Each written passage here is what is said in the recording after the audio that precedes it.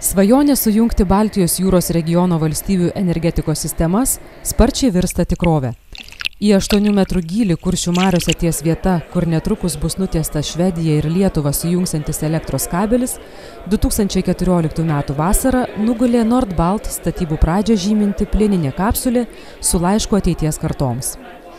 Elektros jungtis Nordbalt tai ne tik povandeninis kabelis į Šiaurės Europą, bet ir ypač sudėtingas projektas, kuriame Lietuva dalyvauja pirmą sykį istorijoje. Šitas kabelis atvers naują istorijos puslapį Lietuvos energetikoje ir esu tikras ir nuoširdžiai tuo tikiu, kad šį istorijos puslapį skaitysim didžiuodamiesi tiek mes, tiek mūsų ateities kartos.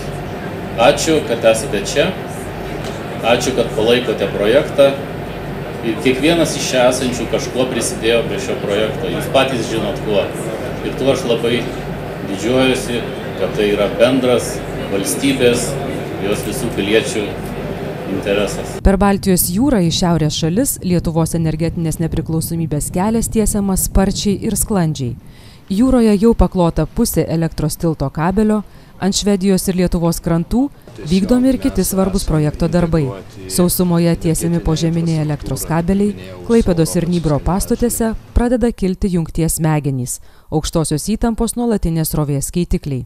Šių metų pabaigoje bus baigta ir Klaipėdos pastotės rekonstrukcija. Įgyvendinus šitą projektą mes galėsim pavadinti, kad Lietuva jau nebėra tam tikra sala, kuri, reiškia, buvo sujungta tik su rytų energetiniais tinklais, o mes jau turėsim galimybę išeiti į Skandinavijos šalis, o tais pačiais metais įgyvendinus ir Litpolink elektros įjungti, tai mes būsim jau kaip Lietuva sujungti ir su Europos kontinentu.